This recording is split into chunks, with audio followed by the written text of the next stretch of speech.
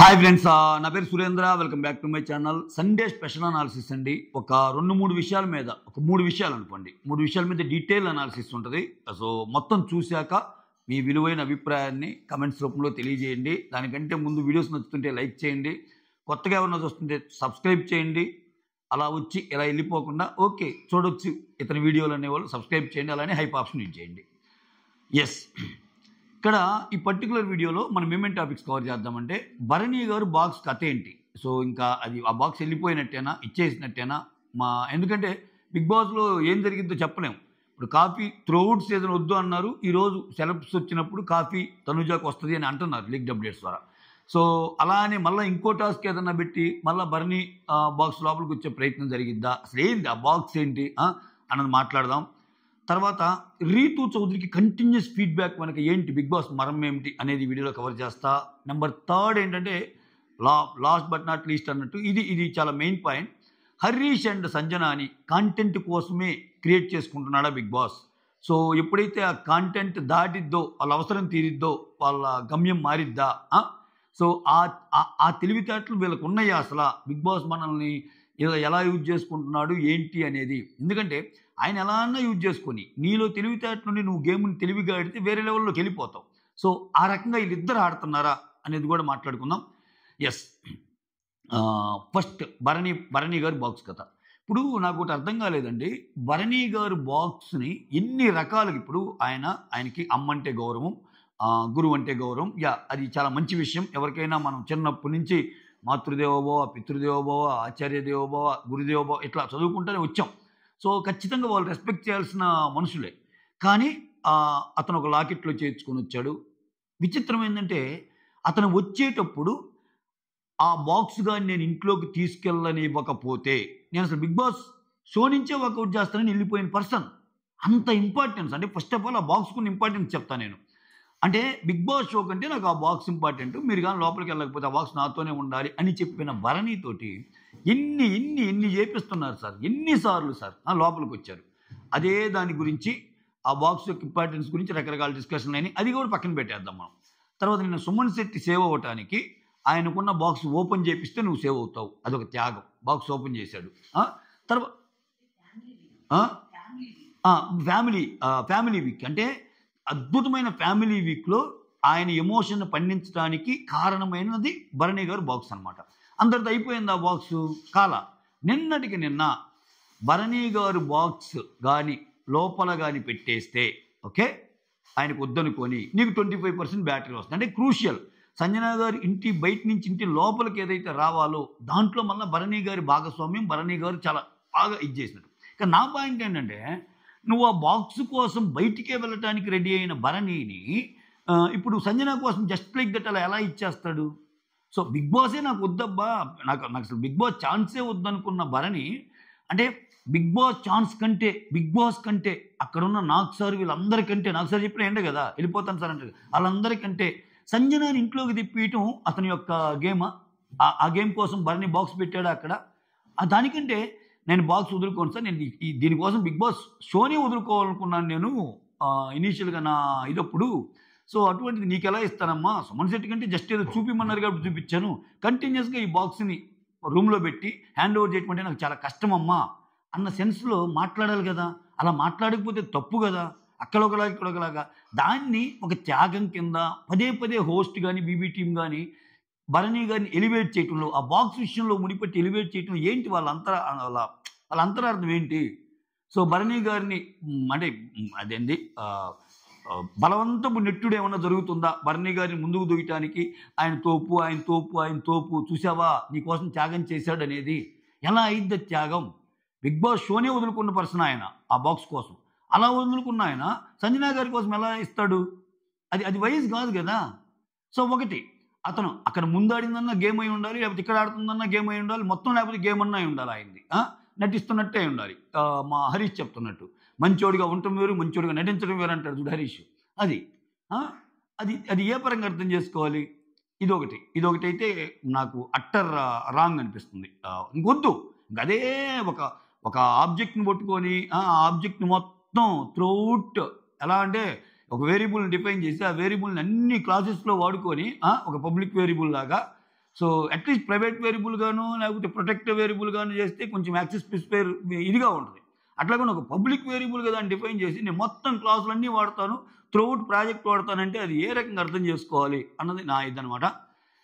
Yes, అది అది నాకు నచ్చల. దీని మీద మీ విలువైన కమెంట్ని పెట్టండి. Yes, next Ritu. మనం ప్రోమో కూడా చూసాం. ప్రోమోలో సెలబ్స్ వస్తారు, అది పక్కన పెట్టేద్దాం. సెలబ్రేషన్స్, వాళ్ళ సినిమా ప్రమోషన్స్ అవి ప్రతి ఈవెంట్లో భాగమే. అది వాళ్ళ వాళ్ళ మూవీస్ని ముందుకు తీసుకెళ్లే ప్రాసెస్లో వాళ్ళకి ఒక షో అవసరమైద్ది, వాళ్ళు పొగుడుతారు, అవన్నీ ఉంటాయి.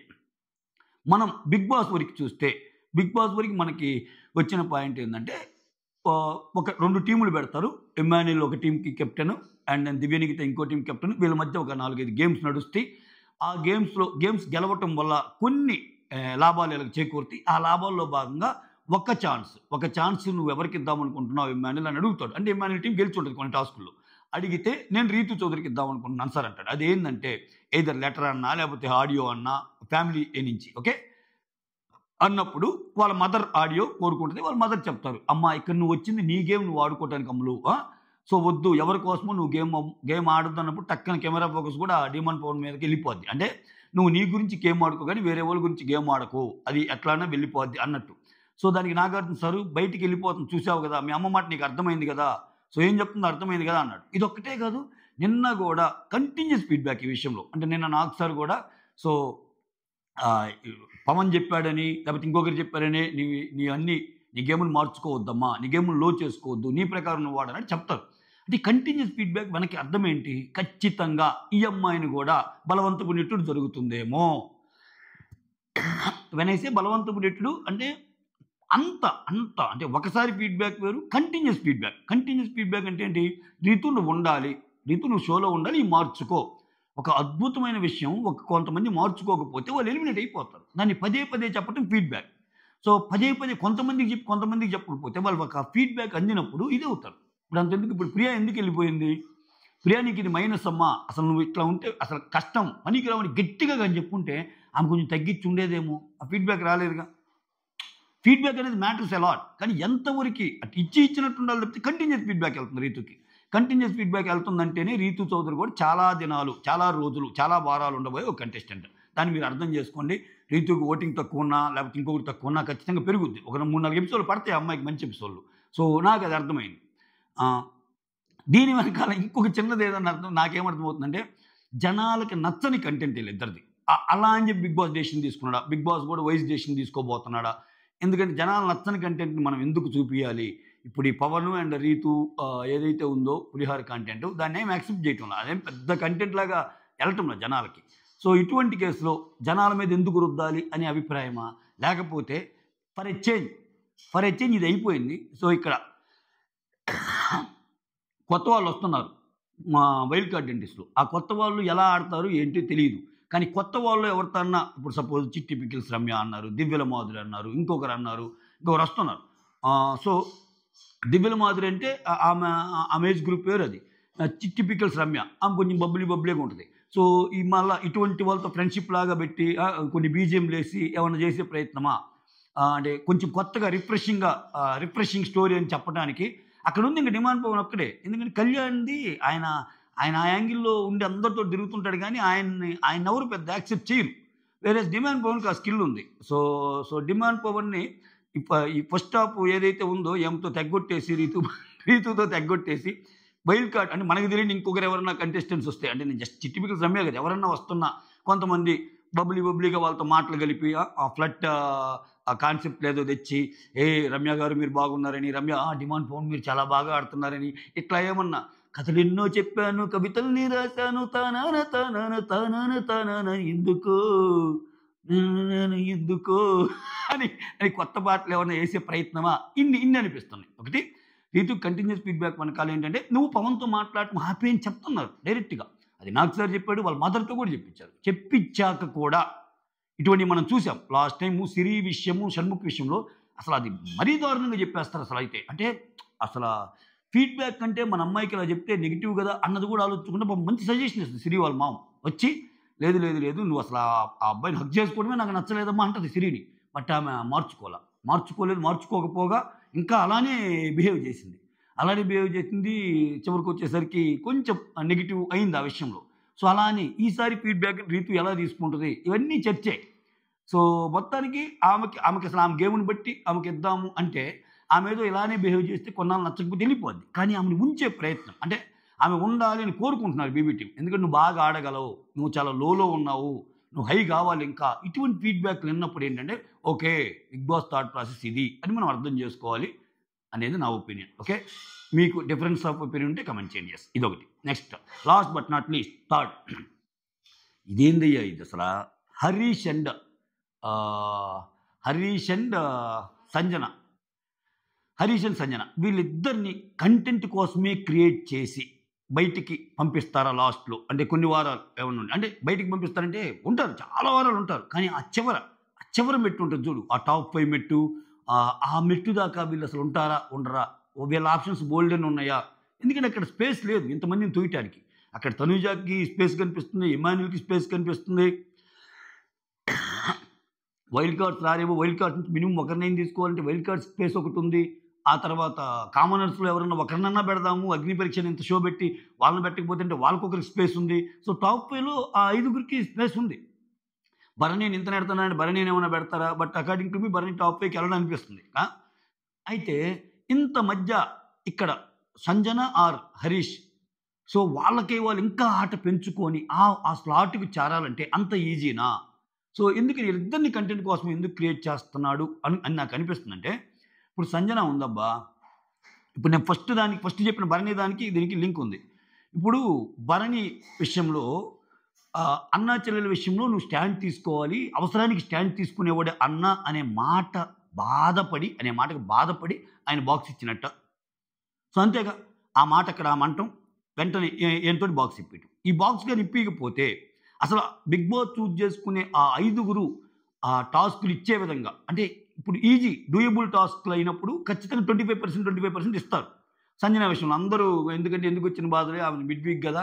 జనాల నుంచి పోతుంది గదా! అనే విషయంలో అయినా. అలా ఇచ్చినప్పుడు భరణి బాక్స్ అవసరం పడదు. కానీ భరణి బాక్స్ అవసరమయ్యేటట్టు చేశాడు. ఎందుకంటే అక్కడ తెలుసు. శ్రీజాకి ఇచ్చిన టాస్క్ అంత ఈజీ టాస్క్ గాదు. ఉన్నన్ని రోజులు ఒక్క డ్రెస్ మీద ఉంటాం. ఆయన సుమన్ శెట్టికి ఇచ్చిన టాస్క్ స్మోక్ వదిలేయటం అనేది ఈజీ టాస్క్ గాదు. వాళ్ళిద్దరు నో అంటారని బిగ్ బాస్‌కి తెలుసు. ఇంత ఫుటేజ్ చూస్తున్నప్పుడు తెలీదా? ఆయన ఒక గంట సిగరెట్ కనపడకపోతే అడుగుతున్నాడు మేడం ప్లీజ్ అని. సో, అటువంటి సిట్యుయేషన్‌లో ఆయనకు అవసరమైద్ది. ఆ అవసరాన్ని భరణి బాక్స్ ద్వారానే ఫిల్ చేయాలనుకున్నాడు బిగ్ బాస్. భరణి బాక్స్ 25% కలిస్తేనే 100% సంజన రావాలి. అంటే బిగ్ బాస్ ఇక్కడ ఏం డిరైవ్ చేయాలనుకుంటున్నాడు? సో, నువ్వేదైతే అన్నావో అన్నా చెల్లెల కోసం నిలబడ్డాడు చూడు. భరణి దట్ ఈస్ భరణి అని చెప్పటానికి చేసినట్టు అనిపించింది నాకు. అలా చేసినప్పుడు ఇప్పుడు భరణి వైపు వెళ్ళలేదు. భరణికి అగెనిస్ట్‌గా వెళ్ళలేదు.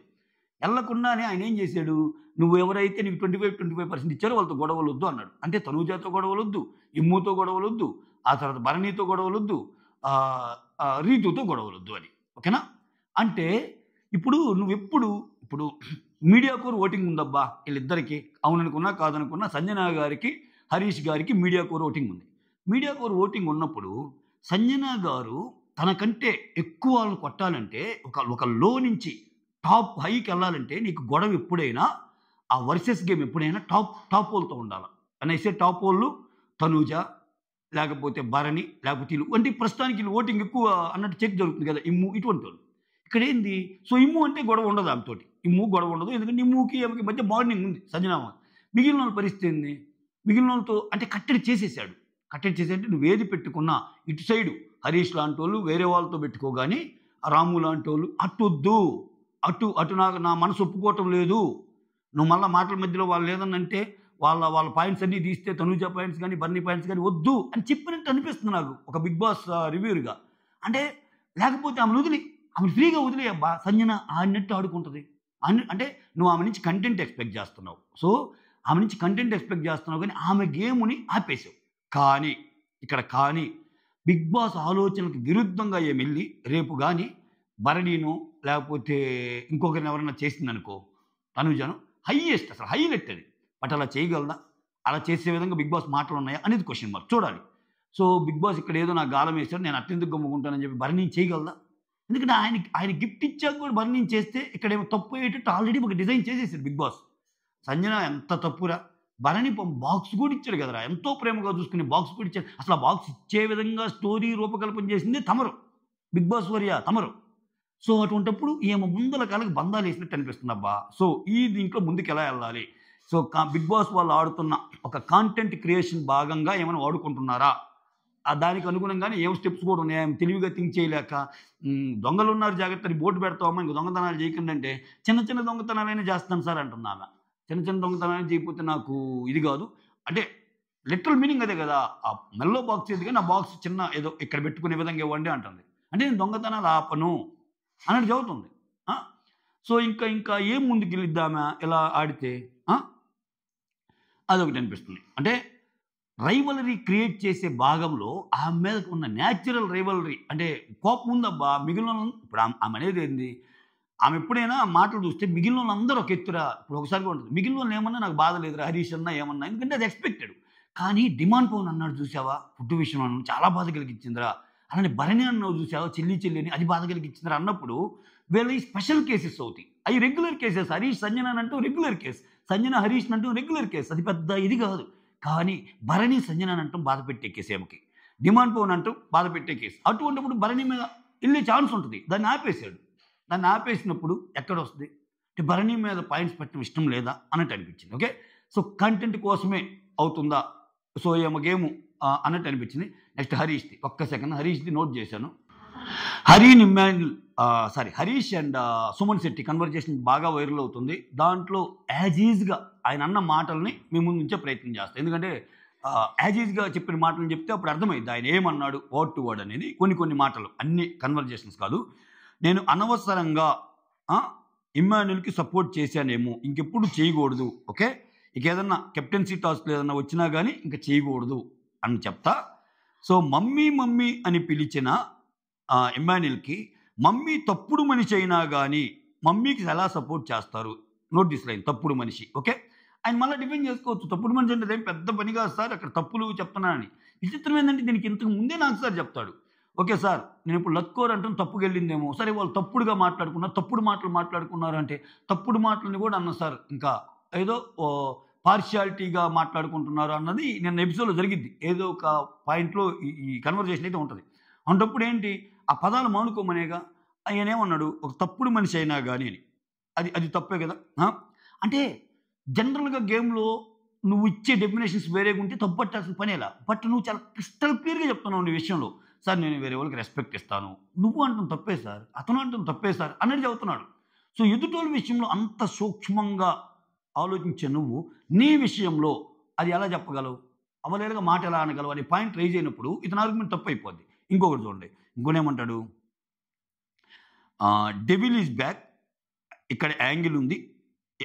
1 సెకండ్, డెవిల్ ఈజ్ బ్యాక్ ఇక్కడ ఏంజల్ ఉంది, ఇక్కడ ఏంజల్ ఉంది, అది డెవిల్ అయితే అన్నాడు. ఓకే, ఇక్కడ ఏంజల్ ఉంది అని అంటాం వరకు ఓకే, అక్కడ డెవిల్ అయితే ఇక్కడ ఏంజల్ ఉంది అని తను తాను ఆత్మస్థుతిలో ఉన్నాడు, పరనింద వేశాడు, అది ఓకే. కానీ ఇక్కడేమన్నాడు, అది డెవిల్ అయితే అన్నాడు. అది అనేది దేన్ని సూచిస్తుంది? అతను అనేది నీకు డెరగేటరీ టర్మ్గా కనిపించినప్పుడు, సో నిన్ను అన్నప్పుడు నిన్ను సింగులర్గా పిలవటం తప్పు అనిపించినప్పుడు అది డెవిల్ అయితే అంటే ఒక లేడీ నువ్వు అది అని సంబోధించడం ద్వారా నువ్వు ఎలా ట్రీట్ చేస్తున్నట్టు? అది అంటాం, అది డెవిల్ అయితే అంటాం తప్పు కదా. అతను నిన్ను అన్నప్పుడు నువ్వు ఏదైతే నీ గురించి నువ్వు బాధపడుతున్నావో, ఏ మాటలైతే నా మీద వాడారు, అసలు రెస్పెక్ట్ లేకుండా నన్ను ఇతని పాయింట్ ఏంది ఓవరాల్గా, ఎందుకు నువ్వు అన్నా అతను అన్న తప్పు అంటే అలా సింగులర్గా పిలవటం, రెస్పెక్ట్ లేకుండా పిలవటం తప్పు అనేది ఇతని పాయింట్ అబ్బా. ఇతని పాయింట్ తప్పు అయినప్పుడు అతను చెప్పే మాటలో సంజన గారు డెవిల్ అయితే హరీష్ గారు ఏంజల్ అను, నువ్వు అక్కడ అంటం లేదుగా. సంజన గారు నువ్వేమైనా చేర్చావా, అది డెవిల్ అయితే అన్నావు. ఇక్కడ ఇంకా అంటాడు, కడుపుకు ఎక్కువ అన్నం తినే వాళ్ళు అయితే అలా మాట్లాడరు, అది ఇది అంటారు. ఓకే, సరే కడుపుకు అన్నం తింటున్నావా ఏం తింటున్నావా అనేది ఒక తెలుగులో ఒక ప్రావెర్బ్ అయినా సరే, ఇక్కడ ఈ మాటలు ఏంటి, కడుపుకు అన్నం తింటుందా ఇంకేమన్నా తింటున్నారా అన్నట్టు అంటాడు. అవన్నీ ఏంటి అంటే ఆ పదాలు, ఆ పదప్రయోగం వేరే వాళ్ళు చేస్తే తప్పు, ఇక్కడ చేస్తే తప్పు. సరే, ఈ డిస్కషన్ మనం తప్పబట్టాం, దట్ ఈజ్ ఓకే. కానీ కంటెంట్ కోసమే మాస్ మ్యాన్ వాడుతున్నారనే దీని వెనకాల నేను చెప్పాలనుకున్న పాయింట్ ఏంటంటే, మేజర్లీ ఇతను సుమన్ శెట్టితో అన్న వైరల్ క్లిప్పు వెనకాల ఇన్ కేస్ బిగ్ బాస్ తలుచుకుంటే బిగ్ బాస్ తలుచుకుంటే ఈ 1 మినిట్ కన్వర్జేషన్‌ని అది కూడా ఏంటి ఆయనొచ్చి 'నాగార్జున' గారు వచ్చి వీకెండ్ ఎపిసోడ్‌లో అన్నీ అన్నాక చాలామంది చాలా రకాలుగా మాట్లాడుతుంటారు. చెట్టుకొకరు, పుట్టకొకరు ఎళ్ళిపోయి అదేంది అది జరిగిందా? ఇది జరిగిందా? ఇదేంటి ఆయన అట్టన్నాడు, ఈయన అట్టన్నాడు, ఏందా ఇక ఏమైపోతుందా? ఇట్లా చాలా అనుకుంటుంటారు. అలా అనుకునే ప్రాసెస్‌లో సుమన్ శెట్టితో మాస్క్ మ్యాన్ అన్న ఆ 1 ½ మినిట్ ఆ ఫుటేజ్‌ని జనాలకి చూపియటం వెనక ఆంతర్యం ఏంటి? మాస్క్ మ్యాన్ వెనకాల. మాస్క్ మ్యాన్ నుంచి కంటెంట్ కోరుకుంటున్నాడు. నువ్వేదైతే అంటున్నావో నువ్వు ఫాలో అవ్వటం లేదు. ఇప్పుడు నిజంగా మాస్క్ మ్యాన్ సేవ్ చేయాలనే ఉద్దేశ్యమే ఉంటే ఆ 1 ½ మినిట్ కంటెంట్‌ని హైడ్ చేస్తే అసల సుమన్ శెట్టి బయటకొచ్చి అంత గుర్తుపెట్టుకొని సంజన గారిని అది అన్నాడు, సంజన గారిని డెవిల్ అన్నాడు. ఇన్ని అసలు ఆ టాపిక్ రాదు. ఎవరు అడగరు కూడా అడగరు. బిగ్ బాస్ తలుచుకుంటే ఆ 1 ½ 2 మినిట్స్ ఫుటేజ్‌ని హైడ్ చేయటం ఎంతసేపు? అసలు వేయకుండా టెలికాస్ట్ చేయకపోతే ఏంటి? మాస్క్ మ్యాన్ ఏదైతే అన్నాడో అతనే ఫాలో అవ్వటం లేదురా అనేది వస్తదిగా జనాల్లోకి. కానీ అట్లా ఉండటంలా. ఇతను ఏదైతే అన్నాడో దానికి విరుద్ధంగా పోతున్నాడు. దాన్ని మనం జనాల ముందు ఉంచుదాం అని చూపిస్తున్నారు. అదేంటి అంటే ఇతని కాంటెంట్‌కి వాడతారు. బాగా గొడవలకు వాడతారు. ఇప్పుడు అతను గొడవేసుకోవాలి. గొడవేసుకున్నప్పుడు ఈ గొడవేసుకునే భాగంలో ఖచ్చితంగా ఈ ఫుటేజ్‌ని రేపు నెక్స్ట్ వీడియోలో ఎయొచ్చు. ఎందుకంటే నెక్స్ట్ వీక్ రెడీగా ఉన్న ఫుటేజ్ ఇది. ఒక రకంగా మాట్లాడితే ఇది చాలా ఈ వీక్ అంతా మాట్లాడుకుంటారు. సంజన గారిని డెవిల్ అన్నది లేకపోతే ఇయన్నీ ఆ నోటికి అన్నం తింటుందా? లేకపోతే ఇంకేం తింటుంది అన్నట్టు. సో, దీన్ని మళ్ళా సంజన గారికి చూపిస్తే సంజన గారు మాస్క్ మ్యాన్‌కి. మాస్క్ మ్యాన్ సంజన గారికి. ఇది. సో, ఇక్కడ ఇద్దరిని కంటెంట్ కోసం వాడుతున్నారేమో. నిజంగా హరీష్‌ని కామన్ మ్యాన్ కోటాలో చాలా దూరం ఎళ్ళాలి అనుకుంటే ఈ చూపియరు. నేను అందుకే అనింది. కామన్ మ్యాన్ కోటాలో ఎళ్ళాలనుకుంటే ప్రస్తుతానికి నాకు శ్రీజ అండ్ డిమాండ్ పవన్ ఎందుకు అనిపిస్తున్నారో రీజన్ చెప్పా ఒక వీడియోలో. ఎ ఏదంటే కరెక్ట్‌గా ఉండాలి, పాయింట్స్ పెట్టాలి, నోరు జారకూడదు, ఫిజికల్‌గా ఆడాలి, ఇన్నుండాలి. సో, ఇతను ఏదంటున్నాడు, ఇతని మాట మీద నిలబడటం లేదనే విషయాన్ని ఖచ్చితంగా 70 ఎంఎం స్క్రీన్‌లో డిరైవ్ చేసి చూపిస్తున్నాడు బిగ్ బాస్. అంటే నేషనల్ టెలివిజన్‌లో అతను అనటం తప్పు, నేషనల్ టెలివిజన్‌లో నువ్వు అనటం తప్పు అనే ఇతను మాట్లాడుతుంది నేషనల్ టెలివిజనే. ఇతను మాట్లాడుతుంది లోకల్ టీవీ గాదు. ఇతను మాట్లాడుతుంది ఒక రెవెన్యూ డివిజన్ టీవీ గాదు, ఒక జిల్లా టీవీ గాదు, ఒక రాష్ట్రం టీవీ గాదు, ఒక దేశం టీవీ గాదు. ఇది గూడా ఇంటర్నేషనలే. ఇంటర్నేషనల్. ఇది గూడా ఇంటర్నేషనలే గదా! ఆ! ఈ పదాన్ని నువ్వు పదే పదే వాడితే దానికి తగ్గట్టు నువ్వు మంచిగుండాలి గాని నువ్వేడ మంచిగుంటున్నావయ్యా అని చెప్పటం బిగ్ బాస్ తంతులా కనిపిస్తుంది హరీష్ విషయంలో. అలా చెప్పినప్పుడు ఏంది? ఇతను ఆర్గ్యూ చేయడానికి ట్రై చేస్తాడు. ఎక్కడయ్యా నువ్వు అంటున్నావు గాని మారటం లేదు అని ఇక్కడ సంజన గారికి ఆయన ఎవరైతే కోపంతో అన్నారో సంజన గారికి వీడియో చూపిస్తారు. మళ్ళా ఫైర్ వస్తాయి. ఇది నాట్ ఓన్లీ సంజన ఇటువంటి చాలా సార్లు ఫస్ట్ వీక్ నుంచి ఇస్తున్నారు ఇతనికి ఇన్‌పుట్స్. నువ్వు మారాలి, మాట తీరు మార్చుకోవాలి అని. కానీ మారుతుందా? మారనప్పుడు ఖచ్చితంగా అందుకే నేను చెప్పింది ఇతను చాలా వారాలు ఉంటాడు. కానీ ఏ క్వార్టర్ ఫైనల్‌లోనో, ఏ సెమీ ఫైనల్‌లోనో ఎళ్ళిపోతాడు. ఎందుకంటే ఆ సిట్యుయేషన్స్ అలా వస్తాయి. ఇప్పుడు ఒకటబ్బా ఒక మనిషి మీద ఒక 10 మంది ఉంటే అఫ్‌కోర్స్ ఒక ఇద్దరు, ముగ్గురు ఇతనికి సపోర్ట్ చేసేవాళ్ళు ఉంటారు. 6, 7 సపోర్ట్ చేయనోళ్ళు ఉంటారు. ఒక మనిషి మీద ఎటువంటి ఒపీనియన్ లేకపోయినా ఒక న్యూట్రల్ ఒపీనియన్ ఉన్నా పర్లేదు గానీ నెగెటివ్ ఒపీనియన్ అంటే ఆహ్, అబ్బా! ఇతను మాట్లాడే మాటలకి అసలు ఇతను చేసే గేమ్‌కి సంబంధమే లేదురా అన్నది క్రియేట్ చేసినప్పుడు, ఆ రేంజ్‌లో క్రియేట్ అయినప్పుడు ఇంక కష్టమైపోద్ది గేమ్. అంటే జనాలు ఎక్కువ మంది మనం చాలా సీజన్‌లో చాలా మందిని చూసాం. వాళ్ళు ఎంత ఆర్గ్యూ చేసినా నెగటివిటీ పీక్స్‌కెళ్ళినప్పుడు ఒక పాయింట్ దగ్గర ఆపేసి వాళ్ళని తీసేస్తాడు. నీకు షోకి అది ఎఫెక్ట్ అయ్యిద్ది.